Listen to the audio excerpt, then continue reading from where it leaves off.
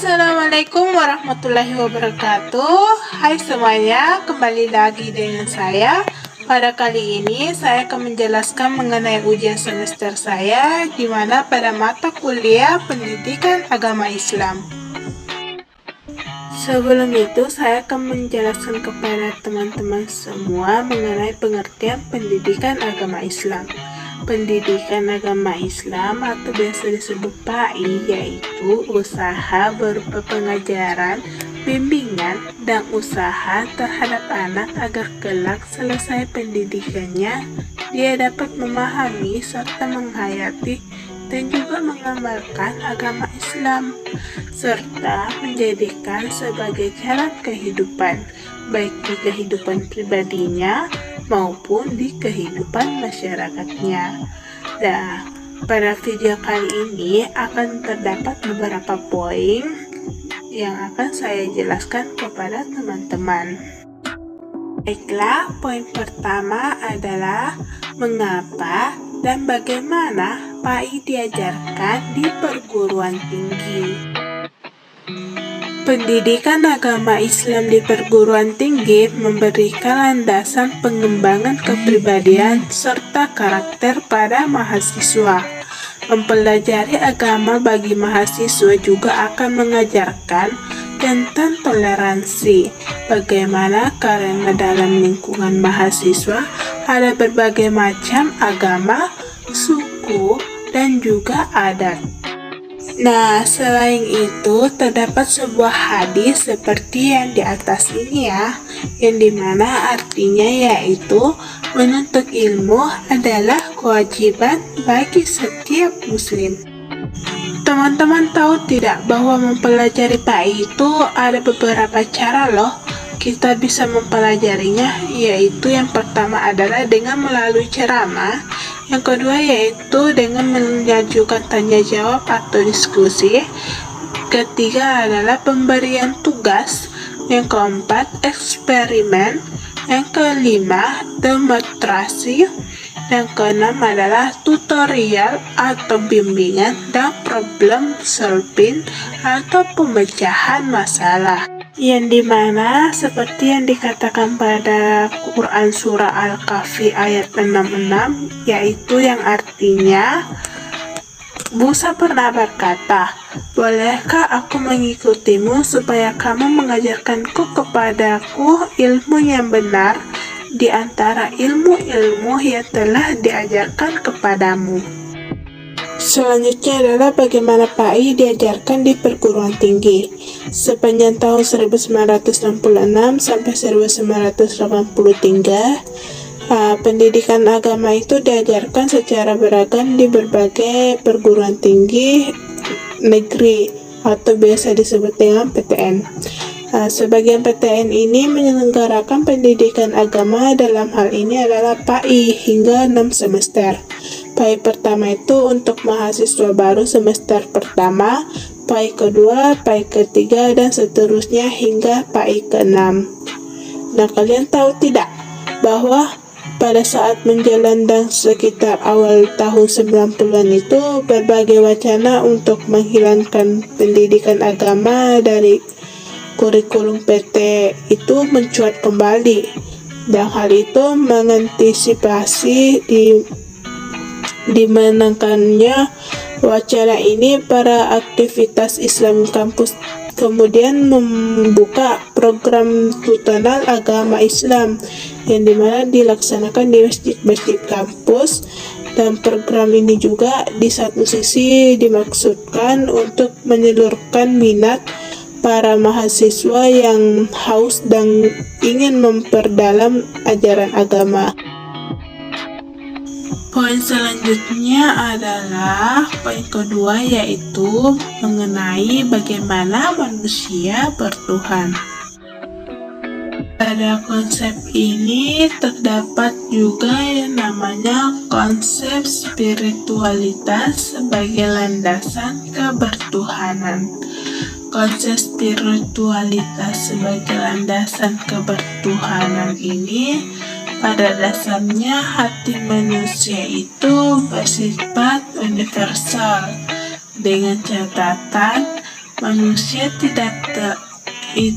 itu telah mencapai titik fitrah atau good sport dan terbatas dari segala paradigma dan juga belenggu, yang dimana terdapat pada firman Allah Subhanahu wa Ta'ala dalam surah As-Sajdah ayat 9 yang artinya, kemudian Dia menyempurnakan dan meniupkan ke dalamnya roh ciptaannya, dan Dia menjadikan bagi kamu pendengaran, penglihatan, dan perasaan hati, tetapi kamu sedikit sekali bersyukur. Ada 6 alasan mengapa kita membutuhkan spiritualitas. Yang pertama adalah karena manusia adalah makhluk ciptaan yang terbatas yang memiliki kebebasan untuk memilih. Yang kedua itu untuk menjaga integritas diri di tengah realita dunia yang fun dan tak menentu. Yang ketiga, untuk mengembangkan hati nurani yang takut akan Tuhan. Yang keempat itu untuk mengendalikan dorongan ego yang ada di dalam diri kita. Yang kelima itu pemberian diri, menyadarkan bahwa panggilan hidup ini adalah anugerah dari Tuhan. Yang keenam itu sarana untuk melatih kepekaan diri kita dalam menggali makna kenyataan dalam hidup. Ada 2 cara beriman kepada Allah Subhanahu wa Ta'ala. Yang pertama adalah bersifat ismali. Cara beriman kepada Allah Subhanahu wa Ta'ala yang bersifat ismali ini maksudnya adalah bahwa kita mempercayai Allah Subhanahu wa Ta'ala secara umum atau secara garis besar. Al-Quran sebagai sumber ajaran pokok Islam itu telah memberikan pedoman kepada kita dalam mengenal Allah Subhanahu wa Ta'ala. Yang kedua adalah bersifat tafsili. Cara beriman kepada Allah Subhanahu wa Ta'ala yang bersifat tafsili ini maksudnya adalah mempercayai Allah Subhanahu wa Ta'ala secara rinci. Kita wajib percaya dengan sepenuh hati bahwa Allah Subhanahu wa Ta'ala itu memiliki sifat-sifat yang berbeda dengan sifat-sifat makhluknya.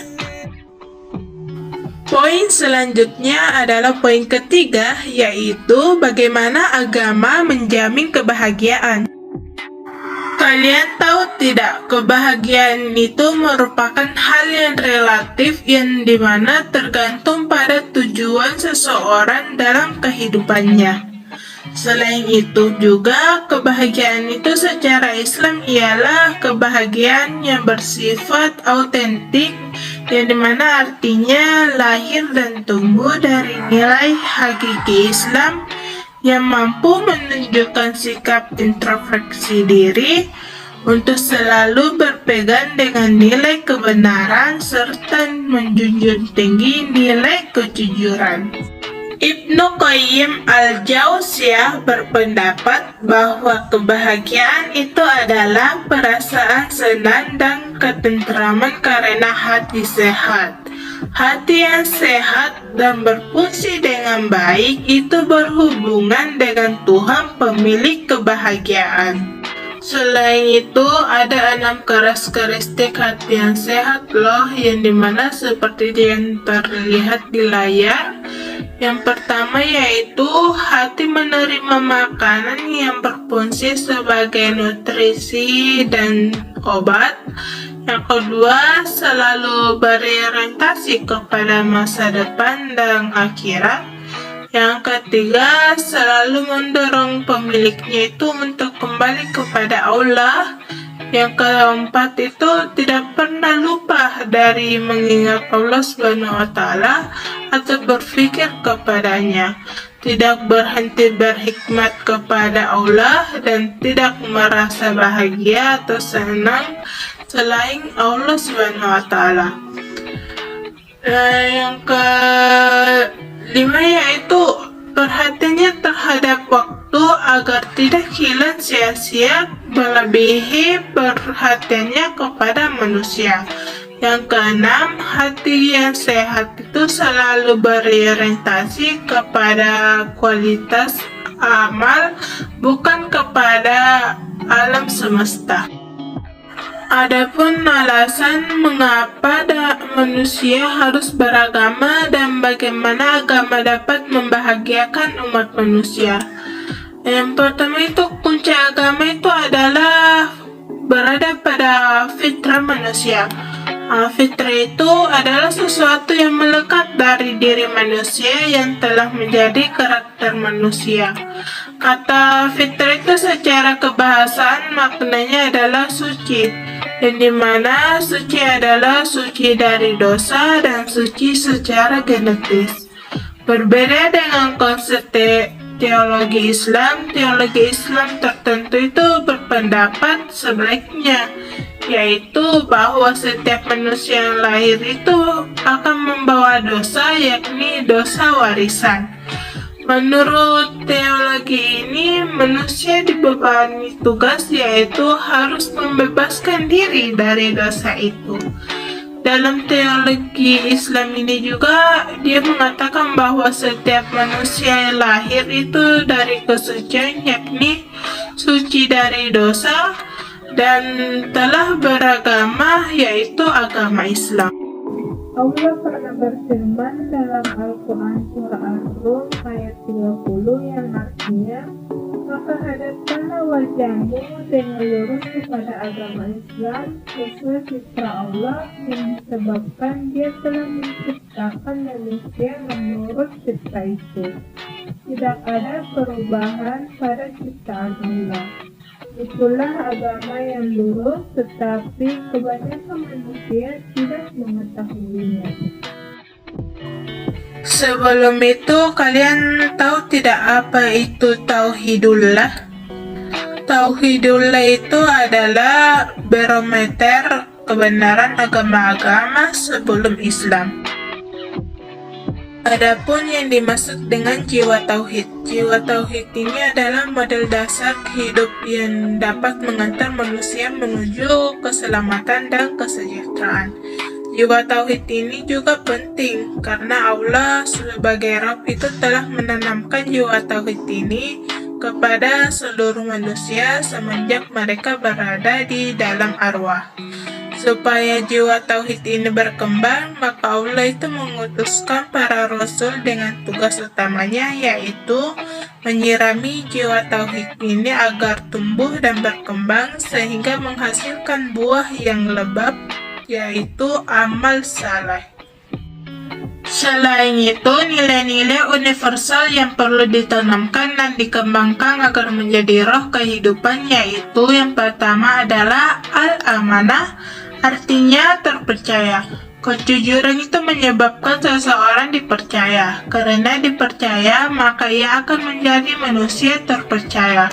Yang kedua adalah al-adalah, secara etimologis artinya keadilan. Keadilan dalam perspektif etika Islam itu adalah adanya keseimbangan antara hak dan kewajiban. Yang ketiga yaitu al-hurriyah, yang artinya kebebasan manusia dalam berkehendak dan mewujudkan kehendak dengan perbuatan adalah hak asasi manusia. Poin selanjutnya yaitu poin keempat mengenai mengintegrasikan Islam, iman, ihsan dalam membentuk ihsan kamil. Sebelum itu, kita harus tahu dong apa itu pengertian Islam, iman, dan ihsan.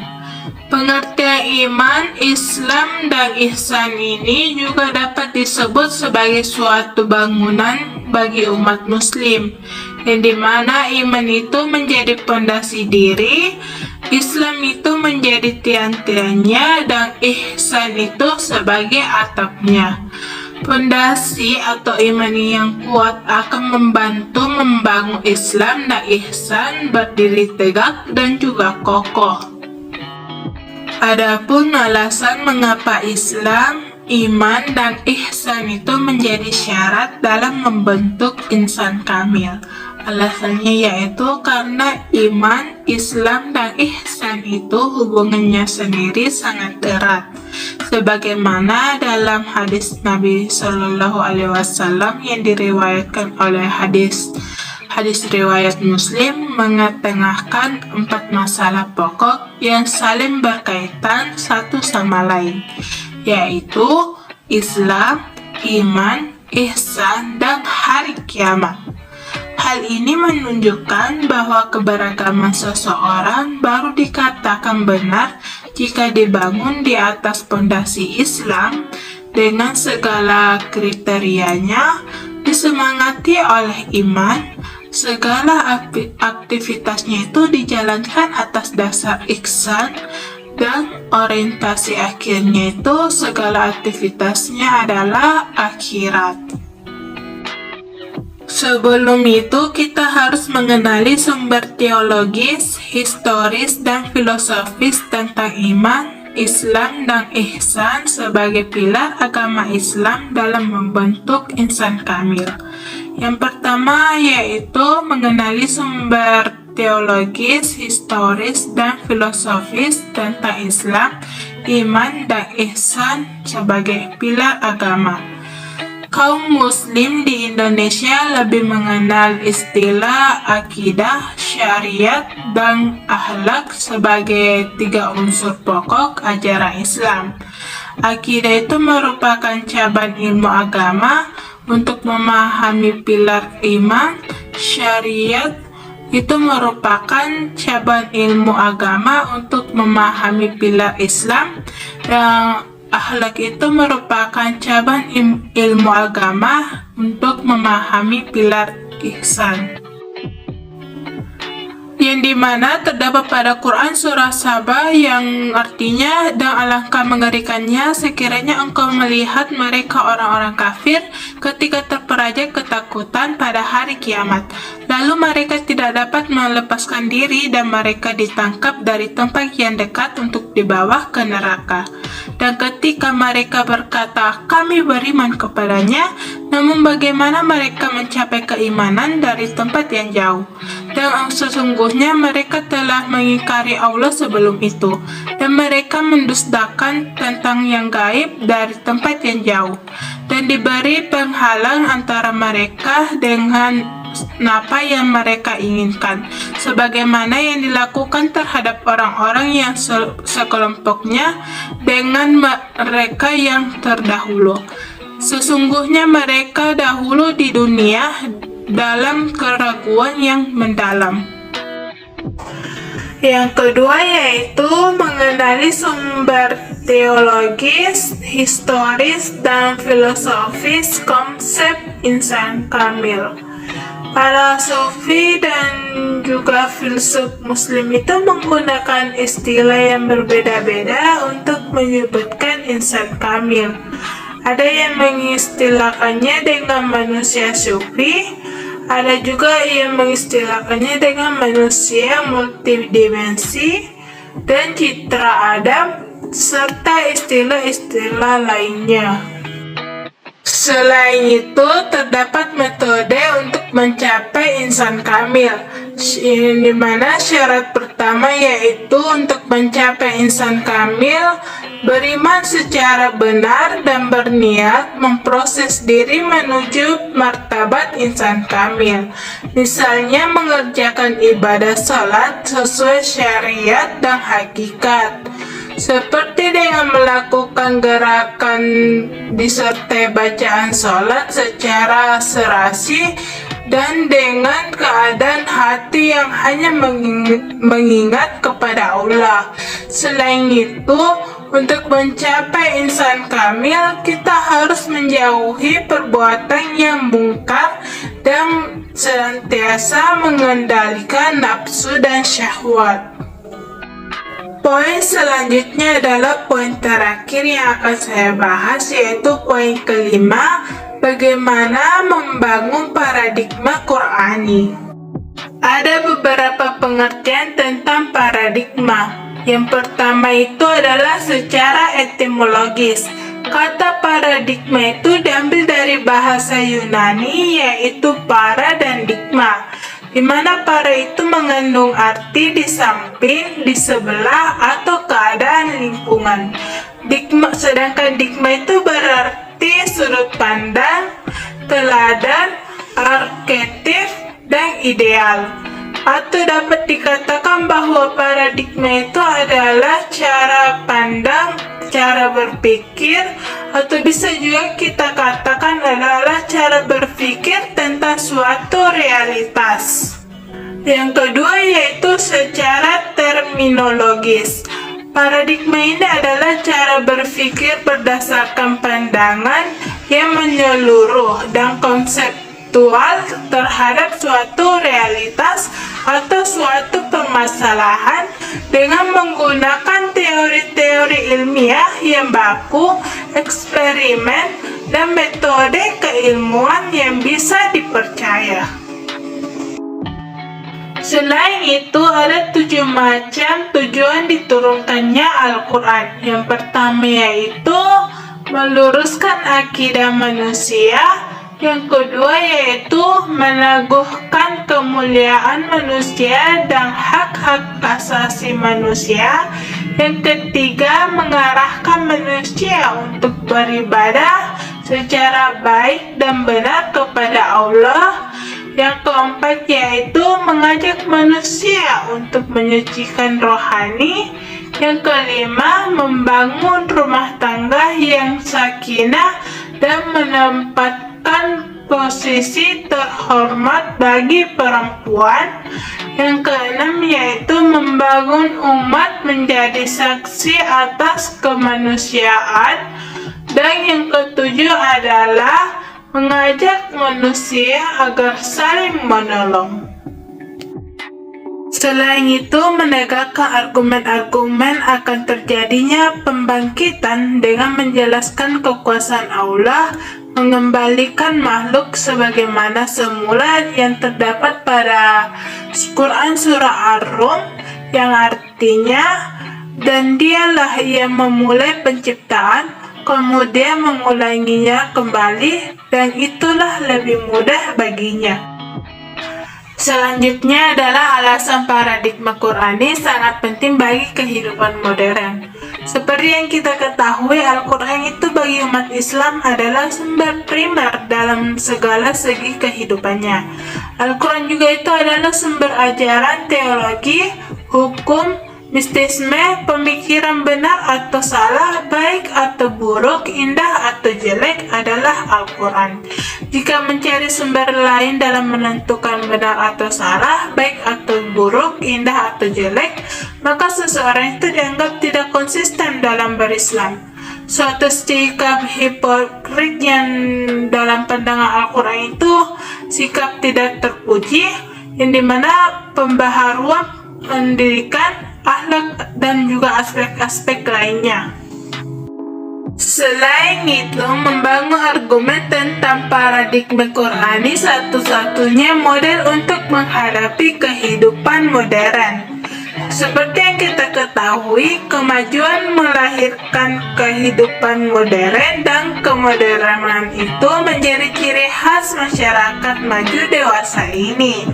Al-Quran itu bukan hanya sebagai sumber inspirasi, tetapi ia adalah landasan pedoman, paradigma, dan ide dalam mengarahkan kemodernan agar dapat menyejahterakan manusia, dunia, dan akhirat. Selain itu, Janet ingin mengatakan bahwa landasan iptek itu adalah marifatullah, dan Al-Quran itu adalah paradigma untuk membangun iptek. Iptek dan kehidupan yang tidak dipandu wahyu itu belum tentu membawa kesejahteraan, ketentraman, kebahagiaan. Sedangkan iptek yang kehidupannya dipandu oleh wahyu itu tentu akan mewujudkan kesejahteraan yang seimbang, sejahteraan lahir batin, dunia akhirat, dan jasmani rohani.